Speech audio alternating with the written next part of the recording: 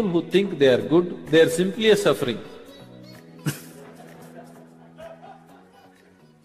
Isn't it so? Please look at this.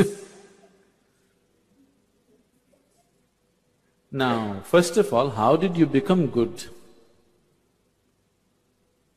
He's not okay, she's not okay, he's not okay, he's not okay, he's not okay, she's not okay. Compared to all these people, I am a good man. From where did you get the idea that you're good? Tell me. You have compared yourself with lots of people and you labeled everybody as bad, and now you feel good. Somebody who thinks he is very good, in his mind, nobody in the world is okay. The more good you think you are, nobody is okay for you. Is that so? Isn't it so? People who believe they are very good people, nobody wants to go anywhere near them because they're so good, no life can happen. Your goodness is only in comparison with something else, isn't it? Yes?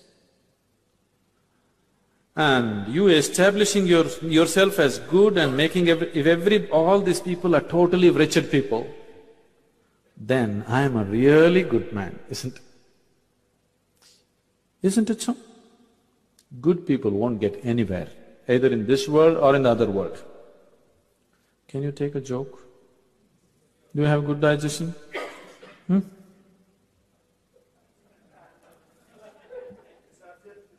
Huh?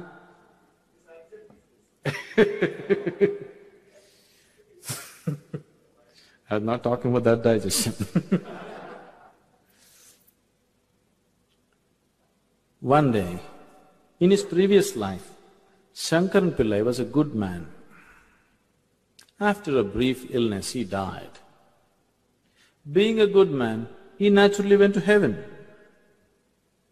He landed up at heaven, there at the reception committee of the angels, opened his account book. Page after page, good deed, good deed, good deed, good deed, good deed. Cover to cover, only good deed. Then the angels were in confusion. Then they came to Shankaran Pillai and said, Mr. Pillai, there's a little problem here. He asked, what is the problem? He said, the angels said, see here we have various kinds of accommodation in heaven, various levels of accommodation. One bad deed means highest heaven, sea front view. 2 bad deeds, next level of accommodation, 3 bad deeds, next level of accommodation, like this. But no bad deed, we don't have such a place. We really don't know what to do with you. You are the first man to come like this. Shankaran Pillai thought, what nonsense. In the world, nobody wanted to come near me because I was such a good man. I lived with the hope of getting to heaven, and even here problem. Then the angels had a discussion and they arrived at a conclusion. They said, don't you worry, Mr. Pillai, we have found a solution. Your body is still intact there. We'll give you 3 hours of life. Just commit one bad deed, we'll put you in the highest heaven. Nothing is lost. Lo, Shankaran Pillai became alive here. Then he sat there thinking how to commit a bad deed. An hour and a half passed away. See, he's not like you, he has no practice.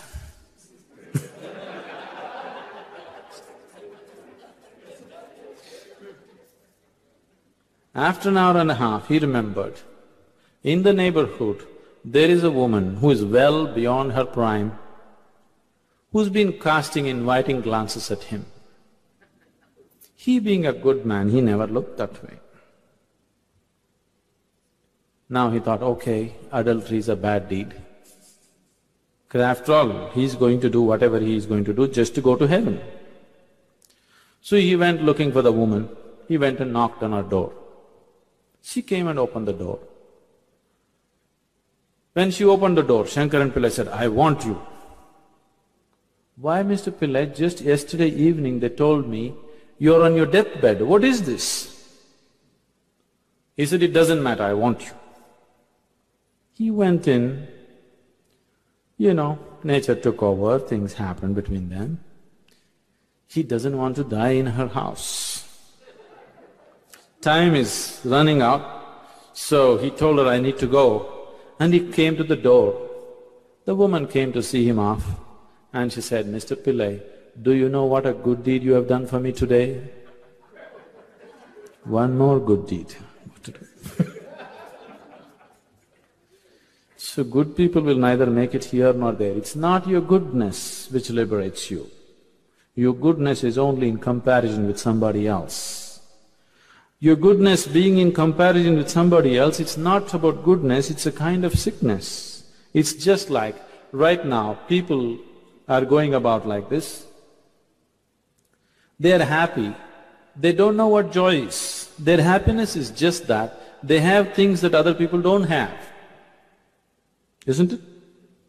Now let's say you are all very hungry, but my stomach is full and I feel so happy that nobody has food, but at least I have something to eat. Is this happiness or sickness? Humanity is suffering from the sickness which is passing off as happiness for most people. Isn't it so? Their sense of happiness is only because what other people do not have. Most people would not be touching the things that they value right now if everybody had it. You hang a big stone around your neck, this stone has become so precious and become such a source of pride because everybody does not have it. If everybody had these big stones around their neck, you wouldn't touch it. Isn't it so? So, this is a sickness. This sickness is passing off as goodness, happiness. This sickness will not liberate you. If you're joyful by your own nature, you will be fine with life around you. You will not do anything life negative when you're alive and joyful, isn't it? Have you noticed this? Whenever you're happy, you're very magnanimous and generous. Have you seen? When you're very happy, whatever anybody does, it's all right, you can look beyond those things. Yes? When you're unhappy, you have a problem with everybody in the world. Yes or no? It's not your goodness which will liberate you. It will not your goodness which will bring purity to you. Good people know all the bad things. They're managing to avoid it. Isn't it so? If you're avoiding it, probably you're constantly thinking about it. Yes or no? You're not free from it, you're just avoiding it. Avoiding something is not freedom from it. Now, if you truly begin to experience all these people as your responsibility, will you be a pure being? If you really begin to experience all life around you as 100% your responsibility, would you be a pure being? Yes? Purity comes from inclusion. Goodness comes from exclusion. Please see. You become good because you excluded somebody. He's not okay, she's not okay, he's not okay. From this you become good. But only when you become inclusion, you become pure. With exclusion, you cannot become pure. Please see. Your goodness is coming from exclusion, isn't it so? It'll not work. It'll only cause pain to you more and good people are always in pain.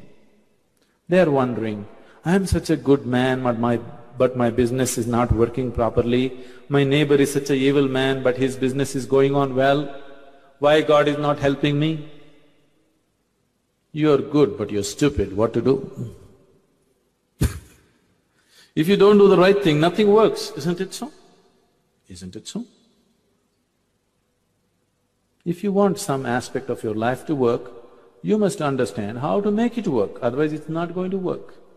If you are thinking God will come and help you, I want you to understand, God won't lift His little finger for you.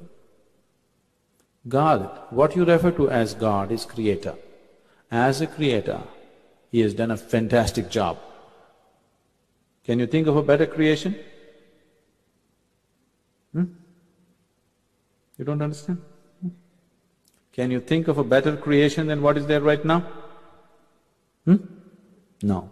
As a creator, his job is just absolute, isn't it? Now it's your job. God is not a good manager, he's a bad manager. He's a great creator. Management is your job. If you manage it well, it happens well. If you don't manage it well, it doesn't happen well. It's as simple as that. If God or divinity is there in everybody, why some people are good, some people are bad? If God is there in you, everybody should be good. So I'm asking, whoever told you God is a good man? God is not a good man.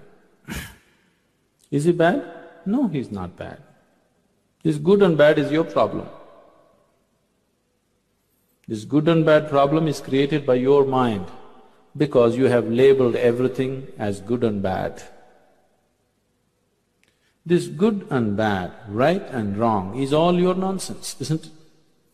What was thought to be very good 100 years ago is unbearable today. Yes? What you think is very good, your children hate it. Yes? So what is good and bad? It's your nonsense, it's got nothing to do with life, isn't it? Yes? What's good and bad is all your mental nonsense. It's got nothing to do with life as such. So don't put creator into your categories. That which you call as the creator is neither good nor bad. Right now, is electricity good or bad? Very good. Stick your finger into it and see. It's neither good nor bad, it's just energy, isn't it? You can make wonderful things out of it, you can make terrible things out of it. That's what you're doing. You can make this into something very wonderful, you can make this into something very terrible. It's your choice.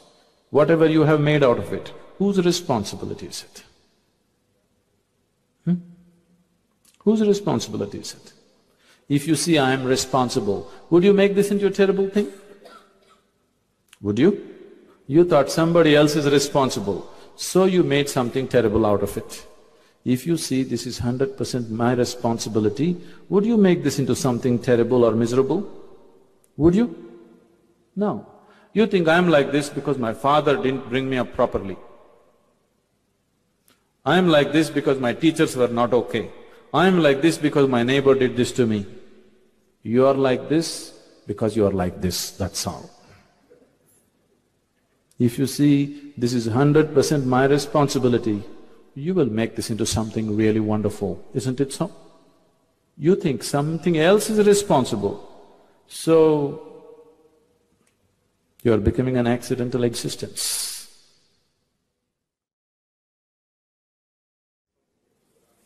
Swamiji, how to come off the addiction? I'm sorry? Addiction, like smoking, like drinking, something like that. No, because we know that's a bad thing, but we are addicted to that. I don't know, because I do go for tennis, I go for… I'm sorry? I go for sports also, but sometimes we smoke regularly in 3 hours once or 2 hours once, something like that. But I know it's a bad thing, I have to come out of it. I didn't say it's a bad thing. I don't think it's good or bad. It's just quite stupid to be smoking. It's not good or bad, it's just stupid because this machine was not made to smoke. This is an eco-friendly machine. But now you're making it into a smoking machine. That means it's stupid, isn't it? A very efficient machine, you make it inefficient machine. Is it not stupid? Is it good or bad? There's no such thing. Yeah, we know it's bad, but… See, that's the whole thing. The moment you call it bad, you can't leave it. See, Whale knows what's bad.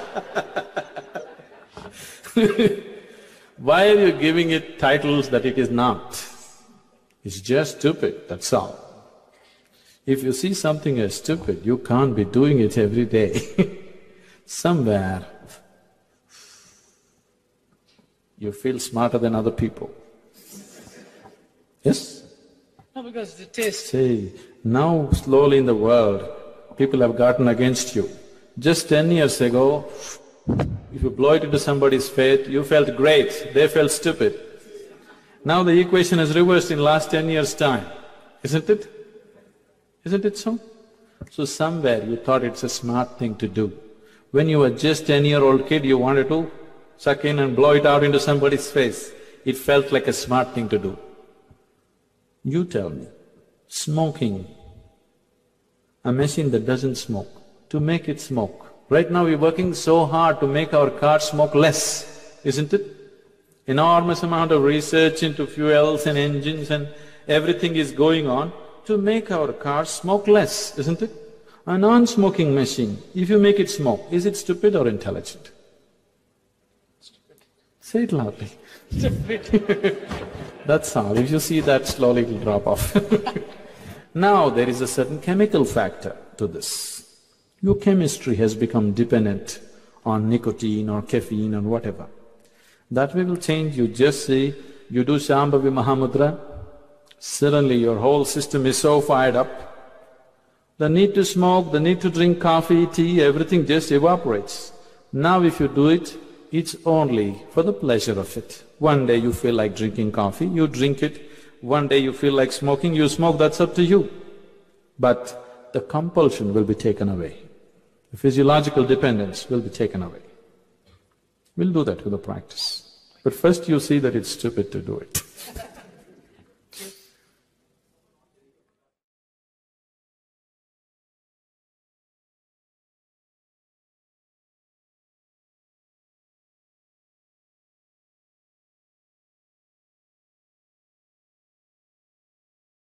About 2 months back, I admitted my father in a very serious condition in the hospital. And after they tried their level best, they leave up the matter. And my father survived after the treatment for 36 hours. We were standing around him at his last breath. We saw him. I saw his death, the last breath. At that moment, I raised one question with my doctors. What is the driving force within our body? Now,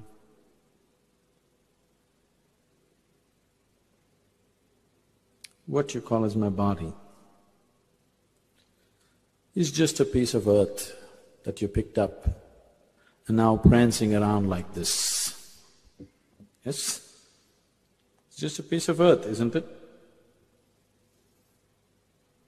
It's on loan to you. When the time to return the loan comes, why are you making such a fuss? After all, you're an auditor. You know money borrowed has to be returned, otherwise somebody will keep accounts. Planet Earth keeps proper account. You can't take an atom of it. You can borrow it, you can use it, you can enjoy it, you have to give it back to it. This is the way of life. Now because you get so attached to your piece of earth, which you call as my father or myself or your wife or her child or whatever, you don't want to give it up. I want you to understand, your love is not for life. Your love is what you consider as myself and all that you consider as that which belongs to me. Every day people are dying in the world, isn't it? Every day? Millions? I don't know how many die. Does somebody have figures? Huh? Every minute 200 people are dying. Why didn't you ever think, why are they dying? Why didn't you ever think, where is the source of life? Now your father is dying. If you did not know who is your father, even if that man died, you wouldn't matter, it wouldn't matter to you. But now, it's my father, that is the whole thing. Your concern is not that another human being is dying. Your concern is not about another life. Your concern is just me, isn't it? So when your concern is like this, distorted concern, now you have a distorted vision of life. When you have distorted visions of life, then suffering is inevitable. Now, your father is gone.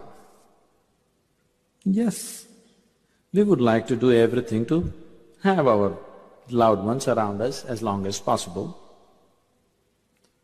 but they will go invariably, isn't it? I should tell you a story.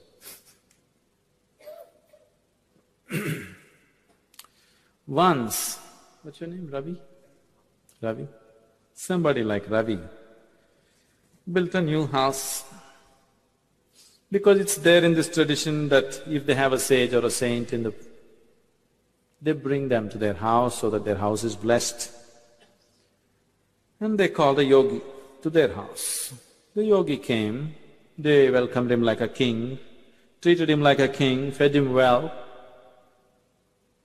Then they came and said, "You must bless us and our house."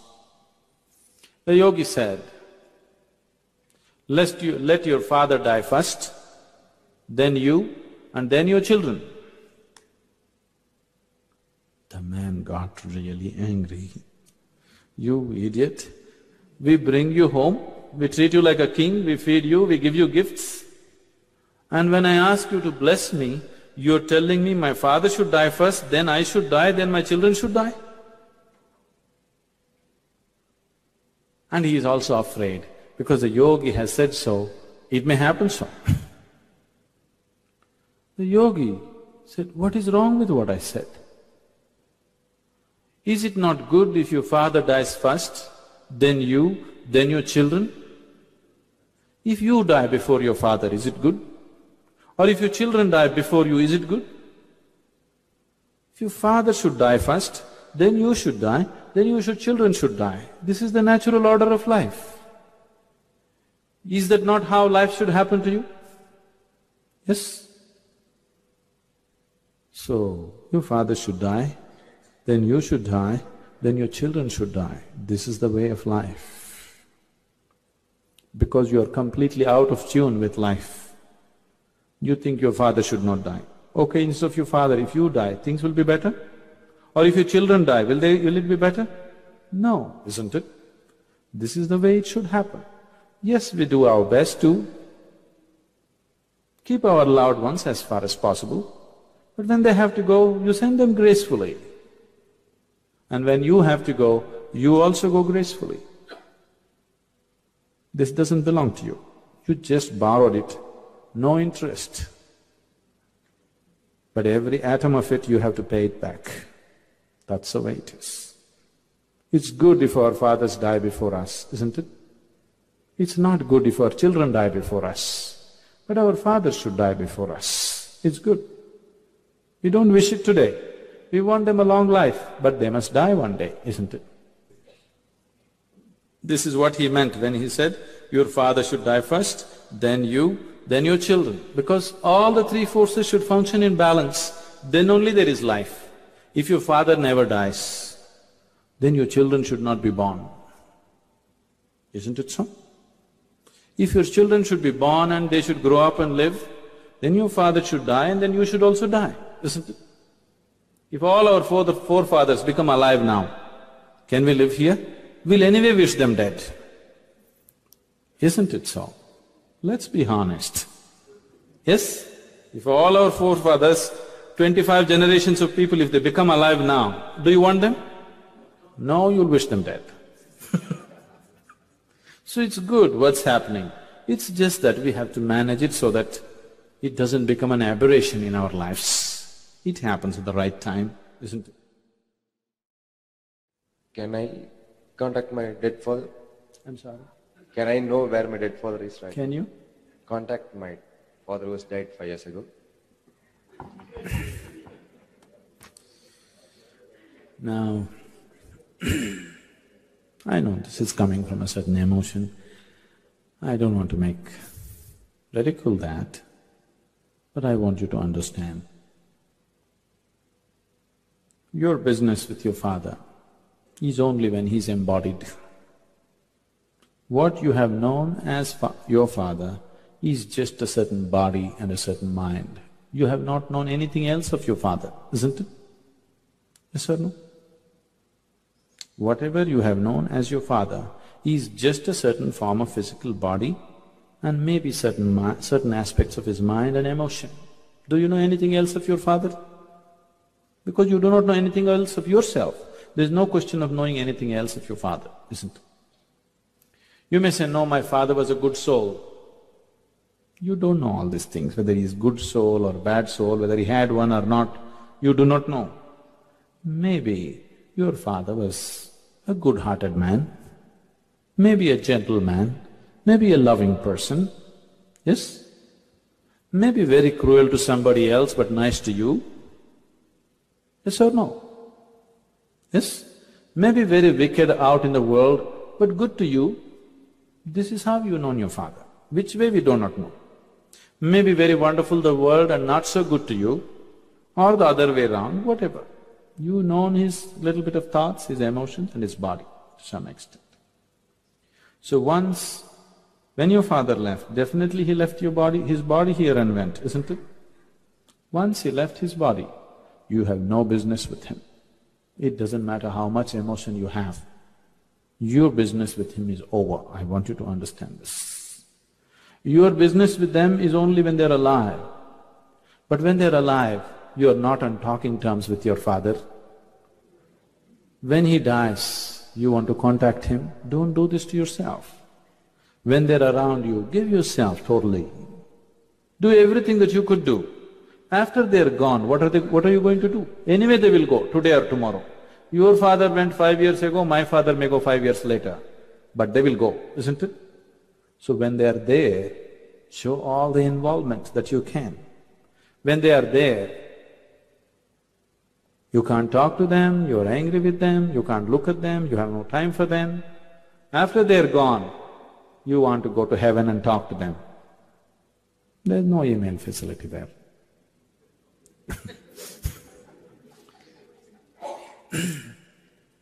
So, do not bother about the dead. Leave the dead to the dead. Your business is with the living.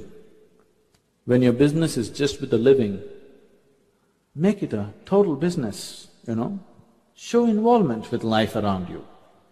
When you're here, you're uninvolved. If I ask you to right now say hello to the man next to you, you hesitate.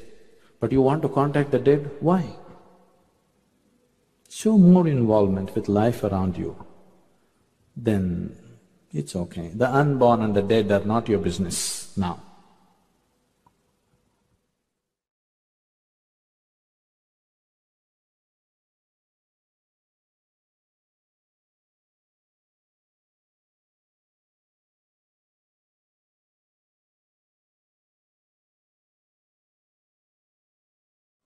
We have about 140 doctors working in our hospital, Swamiji. Except myself, nobody wants to become spiritual. I don't know what exactly spirituality. If what you are talking is spirituality, I would like to be like that. But many people don't believe. I said, we are working from morning to night and we are happy and patients are happy, we make some money. Is spirituality is essential for life or?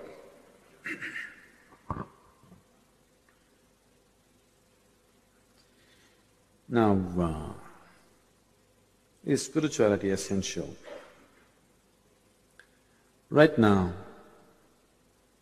you are who you are only because of your spirit, isn't it? Isn't it so? Just with heart, liver, kidney, would you be who you are? Just with body, would you be who you are?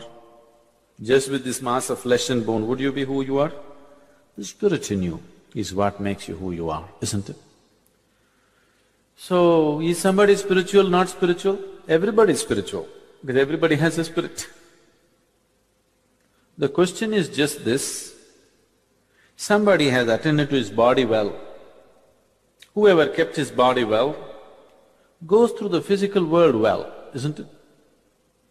The man who is physically fit, now he wants to run and catch that bus, he runs and catches the bus. Those people like your patients, the way they kept their body, now they'll only fall under the bus. Isn't it? They cannot, do anything worthwhile physically, isn't it? Isn't it so? So if your physical body is well, you go through the physical world well.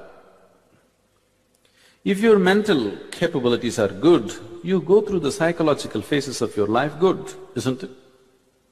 If you have a weak, shaky mind, then psychologically you suffer. If your emotions are strong and balanced, you experience emotional phase of your life wonderfully, isn't it? You can throw yourself into every emotion and still be perfectly balanced, enjoying all of it.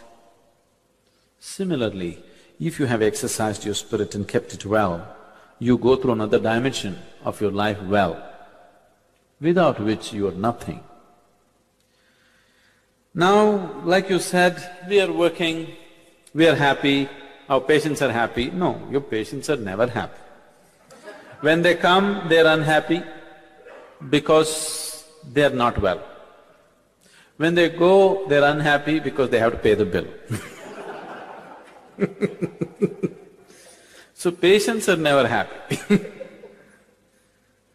Only thing is, they may be little happy because they thought they will be dead, but they survived. That is only momentary, isn't it? Today, I think I'm going to die.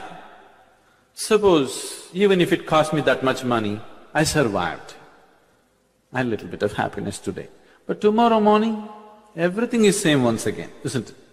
Like before going to the hospital, what all problems I had, they have multiplied during my stay in the hospital. Isn't it so? My business, my family, my other things, whatever problems I had, that 1 month stay in hospital and out, I'm little poorer, but all my problems have multiplied in 1 month's absence, isn't it so? So I'm not happy, again struggle. Coming to the doctor, doctors are happy? I don't think so. I'm not saying all doctors are unhappy, that's not the point. I'm not talking about doctor as a doctor. As a human being, his ability to be happy, not concerned with his profession. It's just a human capability. Maybe some human beings who happen to be doctors are happy, some human beings who happen to be doctors are unhappy, isn't it? So being a doctor is not bringing happiness or unhappiness. If you are a certain kind of human being, you are happy. If you are not, you are not.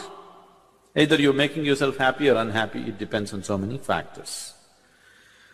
Happiness may be just this, that you are little better off than other people around you. As we already looked at this, that's not happiness, that's just a kind of sickness, isn't it? We are little better off than people around us. If that's your joy, is it not sickness? Yes? So that means if everybody is well, you will not be happy. Isn't it so? That's what it amounts to, isn't it? It's an unfortunate way of being happy. It is a kind of sickness. Now, do we need spirituality? Everybody needs it, there's no question about it. Some are aware of it, some are not aware of it. But everybody is seeking to be joyful by his own nature, isn't it? Right now, you have mortgaged your happiness to something outside of you. Wouldn't you like to be happy by yourself? Doctor or patient, criminal or police, this or that, everybody would like to be happy, blissful by themselves. So they are all longing to be spiritual then. They're all longing to be spiritual. Now what is the… people keep asking me, Sadhguru, can you tell us what is the difference between a spiritual person and a materialistic person? Actually, there are no such two people. Your body, mind and spirit is one, isn't it? Can anybody separate it? Only if I have you shot, it can be separated, isn't it? Yes? Or if you grow in your awareness, it can be separated, that's different. Now, is somebody 100% materialistic? Is somebody 100% spiritual? There is no such thing. However spiritual you are, you still have to carry the body with you, isn't it? In your experience, you may be free from it, but in reality, you have to carry it with you. You have to feed it, you have to wash it, you have to clothe it. All these things are there, isn't it? Isn't it so? So you are still materialistic. Can you give up your spirit and just live with your body? No, so you are still spiritual. The difference is just this.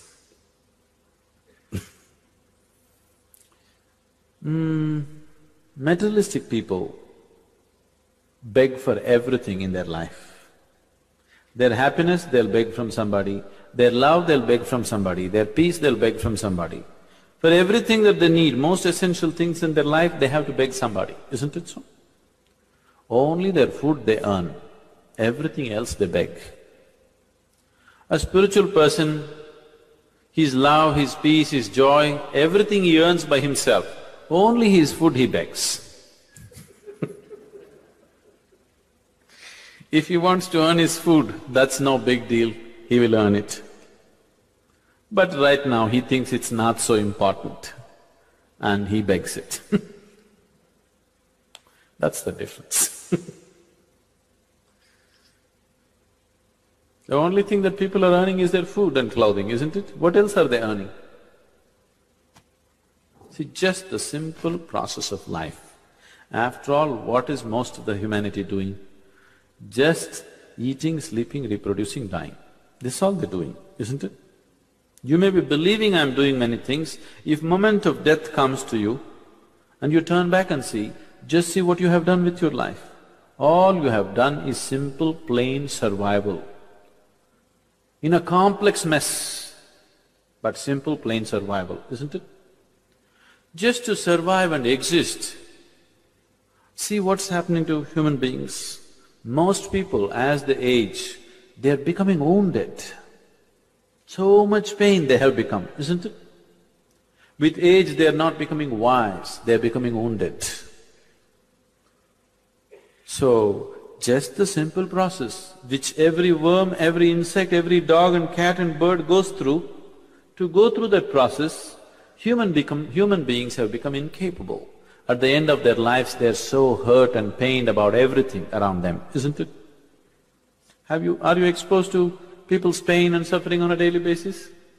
Not the physical sort. There are any variety of pains, you know. Every day, my life is with hundreds of people. You won't believe. It's unbelievable. The variety of suffering that human beings have created for themselves is so unbelievable, you know. There's simply no reason. They just go on doing it because there is nothing else to engage themselves with which is worthwhile. They have to go on messing themselves non-stop. Slowly, you just look back, please take a picture of yours when you were 5, 6 years of age and look at yourself now, how the joy has been squeezed out of you. Yes?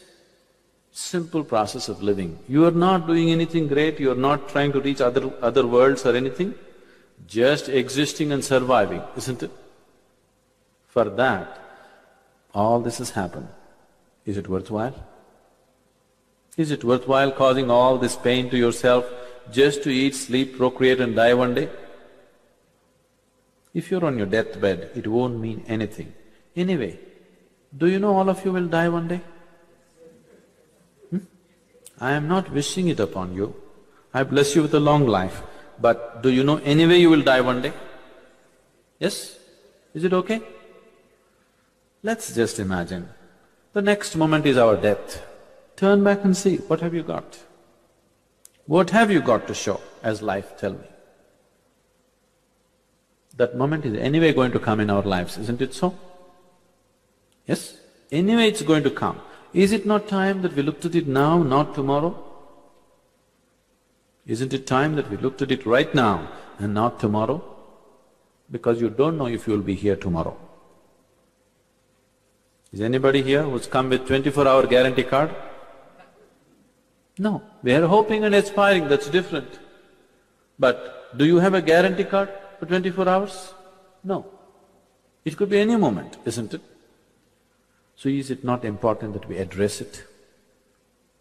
Is it not important to know what my life is about? Where does it begin, where does it end, where do I come from, where do I go? Is it not important? You have made too much elaborate preparations. See, right now, you want to go to Gandhipuram from here.